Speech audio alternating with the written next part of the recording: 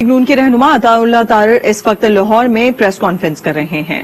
یہ موسمی تبدیلی آتی ہے، گلیشیئر پگھلتے ہیں، سیلاب آتے ہیں، اس کے ذمہ دار زیادہ ترقی یافتہ ممالک ہیں، اور وہ آپ اگر دیکھیں تو درجہ بدرجہ یہ حساب لگایا جا سکتا ہے کہ کون سا ملک کتنے فیصد اس موسمی تبدیلی کا ذمہ دار ہے۔ اب جب پاکستان صرف 1% اس موسمی تبدیلی کا ذمہ دار ہے، مگر آپ دیکھیں کہ 3 کروڑ 30 لاکھ افراد اس سیلاب سے متاثر ہوئے ہیں، 1300 سے اوپر اموات ہوئی ہیں، جس میں بہت بڑی تعداد بچوں کی ہے، مال مویشی اس کا نقصان اپنی جگہ پر، اور ہم شکر گزار ہیں ان دوست ممالک کے جنہوں نے اس مشکل وقت میں پاکستان کا ساتھ دیا اور امداد بھجوائی، جس میں برادر ملک متحدہ عرب امارات، جس میں چین، جس میں ٹرکی، جس میں سعودی عربیہ اور دیگر ممالک جنہوں نے پاکستان کی اس دکھ درد کا احساس کیا اور اس کٹھن موقع پر پاکستان کی بھرپور امداد کی ہے۔ مگر ایک شخص جس کی حکومت پنجاب میں بھی ہے، خیبر پختونخوا میں بھی ہے، گلگت بلتستان میں بھی ہے اور آزاد کشمیر میں بھی ہے، وہ پاکستانی قوم کے لیے کوئی جذبات نہیں رکھتا، اور میرا خیال ہے کہ اس کو گھر سے منع کیا گیا ہے کہ آفت زدہ علاقوں کا دورہ نہیں کرنا۔ بہت سارے لوگ ہیں جو سپرسٹیشن میں بلیو کرتے ہیں، تو اب پاکستانی قوم ایک طرف بے سر و سامانی کی حالت میں ہے، لاکھوں افراد کھلے آسمان تلے زندگی بسر کرنے پر مجبور ہیں، اشیاء خوردنوش کی قلت ہے، مختلف بیماریاں ہیں جن سے وہ دوچار ہیں، مگر ایک شخص اس میں یہ ہمت ہے اور پتہ نہیں کہاں سے وہ یہ حوصلہ لے کر آتا ہے کہ وہ جلسے کی سٹیج بھی سجاتا ہے، وہاں پر ترانے بھی بجائے جاتے ہیں، وہاں پر ہنسی مذاق بھی کیا جاتا ہے، وہاں پر ٹھٹھے بھی لگائے جاتے ہیں، وہاں پہ تانے بھی کسے جاتے ہیں، لوگوں کی نقلیں بھی اتاری جاتی ہیں۔ ایک جلسہ جو عمران احمد نیازی صاحب کر رہے ہیں وہ 20 سے 25 کروڑ روپے میں پڑتا ہے۔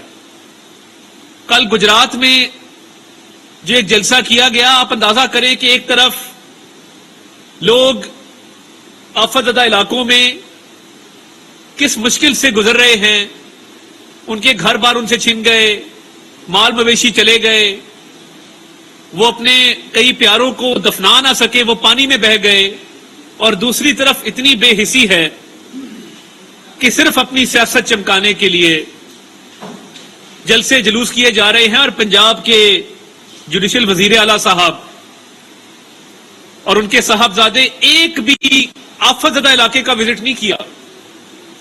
ہوتا ہے کہ آپ دورہ کرتے ہیں بطور وزیر اعلیٰ، چلیں میں یہ بات تسلیم کرتا ہوں کہ وزیر اعلیٰ کا بگڑا ہوا رئیس بیٹا ہونا کوئی عہدہ نہیں ہے سرکاری طور پہ، مگر پھر بھی ایوان وزیر اعلیٰ میں بیٹھ کر انتظامی فیصلے کرنا، سیاسی امور پر گفتگو کرنا، وزیر اعلیٰ کے دفتر کو اپنے اختیارات سمجھ کے اس کو استعمال کرنا، ایک دورہ بتا دے کہ ان آفت زدہ علاقوں کا کیا ہو، کسی ایسی جگہ کا دورہ کیا ہو جہاں پر 4-4 فٹ پانی کھڑا ہے، جہاں پر لوگ اپنے گھروں کو چھوڑ کر خیمہ بستیوں میں قیام پذیر ہیں، مگر آپ گجرات کی سٹیج پر چڑھ کے مسکرا تو سکتے ہیں، اس کی ویڈیو سوشل میڈیا پر بھی وائرل کر سکتے ہیں، مگر آپ آفت زدہ علاقوں کا دورہ نہیں کر سکتے، کیونکہ سیاست اہم ہے، پاکستان اور پاکستان کے عوام وہ اہم نہیں ہیں۔ یہی وجہ ہے کہ جب سے عمران خان صاحب اقتدار سے دور ہوئے ہیں، ان کے اندر پاکستان کا مفاد، پاکستان کی سالمیت، اس حوالے سے کوئی جذبات نہیں پائے جاتے. ایک ایسا شخص جو یہ کہے کہ مجھے اقتدار سے نکالا ہے تو خدا نہ خواستہ خاکم بدہن پاکستان کے 3 ٹکڑے ہو جائیں گے، آپ اس کی ذہنی کیفیت کا اندازہ لگائیں کہ وہ کیا شخص ہوگا جو یہ کہے گا کہ پاکستان کے ایٹمی اثاثے خدا نہ خواستہ محفوظ نہیں ہیں، جو یہ کہے گا کہ خدا نہ خواستہ پاکستان کے 3 ٹکڑے ہو جائیں، جو یہ اپنے وزراء کو اور سابق وزراء کو بلا کے کہے کہ آئی ایم ایف کی ڈیل تھرو نہیں ہونی چاہیے، جو ہو سکتا ہے کرے مگر آئی ایم ایف کی ڈیل دور نہ ہو، آئی ایم ایف کی ڈیل منظور نہ ہو، آئی ایم ایف کا معاہدہ طے نہ پائے.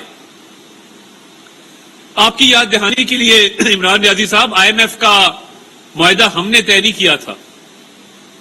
آپ نے 6 ماہ ضائع کیے، اور اللہ نہ کرے کہ اس ملک میں کوئی خودکشی کرے. آپ کو یاد دہانی کرانا چاہتا ہوں کہ آپ نے ہی کہا تھا کہ آئی ایم ایف کے پاس نہیں جاؤں گا، خودکشی کر لوں گا. آپ کی تاخیر کی وجہ سے آج آئی ایم ایف نے بھی آپ پہ ایک چارج شیٹ جاری کی ہے. آئی ایم ایف جیسا ادارہ وہ مجبور ہو گیا کہ انہوں نے آج عمران احمد نیازی صاحب کے حوالے سے ایک پریس ریلیز جاری کی ہے اور پاکستان میں مہنگائی اور پاکستان میں آئی ایم ایف کے معاہدے سے انحراف کا ذمہ دار عمران نیازی صاحب کو ٹھہرایا ہے. کاش آپ پہلے دن ہی آئی ایم ایف کے پاس چلے جاتے تو آج تیل کی اور بجلی کی قیمتیں آسمان سے باتیں نہ کر رہی ہوتی.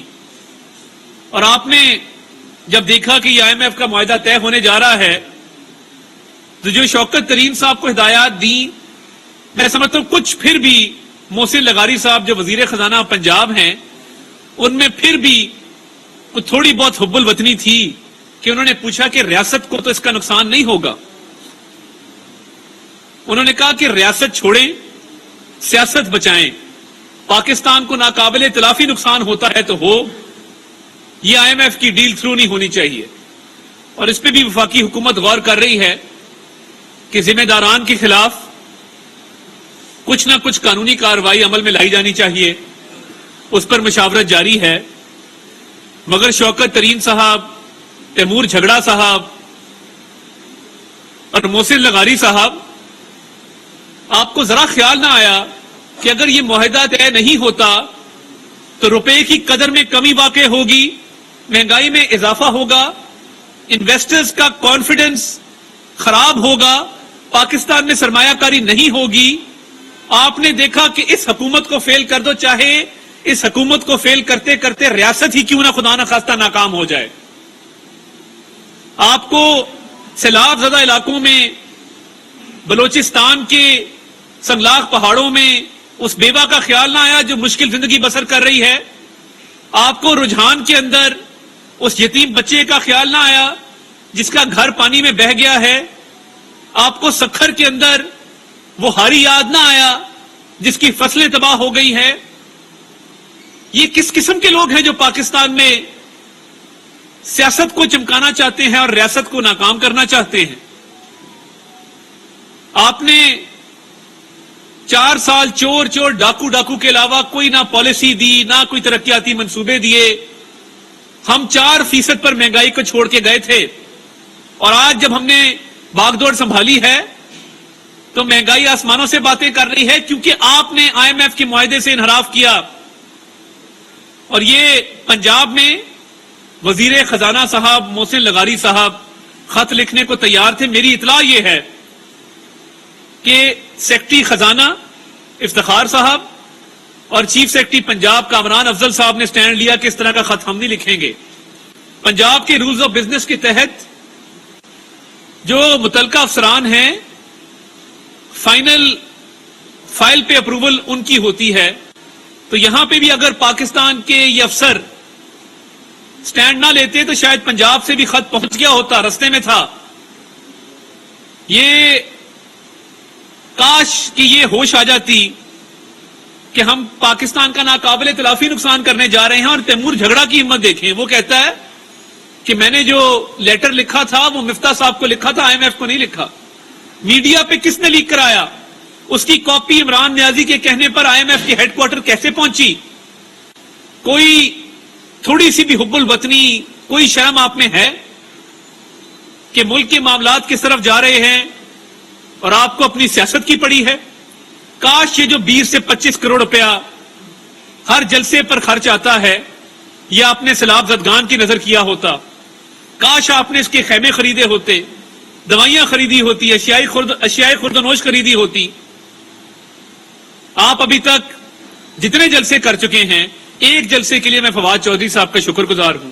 جب تک فواد صاحب عمران خان کی صفوں میں شامل ہیں ہمیں کوئی خطرہ نہیں ہے، چاہے وہ کتنا ہی کہہ دیں کہ میں بڑا خطرناک ہونے جا رہا ہوں. کیونکہ فواد چودھری صاحب جو غلط مشورے ان کی صفوں میں بیٹھ کر دے رہے ہیں اس سے فائدہ یقیناً پی ڈی ایم کی جماعتوں کو ہو رہا ہے. اور اس بات کی بھی شکر گزار ہیں کہ ایک جیلم میں ناکام جلسہ بھی کیا پری پلان منصوبے کے تحت، کیونکہ کل کو کسی اور سیاسی جماعت میں جانا ہے تو پچھلی کا بیڑا غرق کر کے جانا ہے. تو فواد چودھری صاحب کے بہت ساری سیاسی جماعتوں میں بڑے رابطے ہیں جس کی بنا پہ جیلم کے فلاپ جلسے پہ ہم ان کی شکر گزار ہیں. جو مشورے آج کل وہ عمران خان صاحب کو دے رہے کیونکہ خود تو وہ پتلی گلی سے نکل جائیں گے، بھگتنا تو عمران خان نے ہے، ہم اس کے لیے ان کے شکر گزار ہیں. مگر خدارا اس سیلاب کے اتنی بڑی قدرتی آفت پر سیاست نہ کی جائے. وزیر اعظم پاکستان میاں محمد شہباز شریف 10 گھنٹے دن کے سیلاب کو دیتے ہیں. کبھی وہ بلوچستان میں ہیں، کبھی سندھ میں ہیں، کبھی پنجاب میں ہیں، کبھی گلگت بلتستان میں ہیں. اور تمام ادارے جس میں پاک فوج کا ادارہ پیش ہے، جس میں صوبائی حکومتوں کا اپنا کردار ہے، جس میں این ڈی ایم اے بہت خوب کام کر رہا ہے. اور دیکھیے آپ بین الاقوامی میڈیا دیکھیں، اتنی بڑی قدرتی آفت ہے، 1/3 پاکستان اس وقت ڈوبا ہوا ہے. اور ایک ان کی سابقہ ایم این اے شندانہ گلزار صاحبہ نے بی بی سی کو انٹرویو دیتے ہوئے کہا کہ پاکستان کو امداد نہ دی جائے، امداد ضائع ہو جاتی ہے. آپ کو ذاتی رنج ہوگا، آپ کو ذاتی غم ہوگا کہ آپ کو ڈی نوٹیفائی کر دیا گیا، مگر خدارا پاکستان سے، پاکستان کی عوام سے اور سیلاب متاثرین سے اس کا بدلہ مت لیں. پاکستان میں جو امداد آئے گی حکومت پاکستان اس کا ذمہ اٹھاتی ہے کہ وہ 100% سیلاب زدگان کی خدمت میں لگے گی. انٹرنیشنل میڈیا پر بیٹھ کر اس طرح کی بات کرنا یہ غداری نہیں ہے تو اور کیا ہے. اور دیکھیے موجودہ حکومت انتقام میں یقین نہیں رکھتی. کسی ایک شخص کے خلاف بھی کوئی مقدمہ جھوٹا یا بے بنیاد قائم نہیں کیا گیا. شہباز گل بیان نہ دیتے تو کیا ان کے خلاف کوئی مقدمہ قائم ہوتا؟ یعنی آپ پاکستان کی فوج کے ادارے کے خلاف، عدلیہ کے خلاف ایک باقاعدہ مہم چلاتے ہیں اور وہ کام کرتے ہیں جو تاریخ میں کبھی نہیں ہوا. ایک خاتون جج کا نام پکارنا، خاتون مسلم کوئی بھی لیگ ہو. کے رہنما عطا تارڑ اس وقت پریس کانفرنس کریں جس کا کچھ حصہ آپ نے ملاحظہ کیا.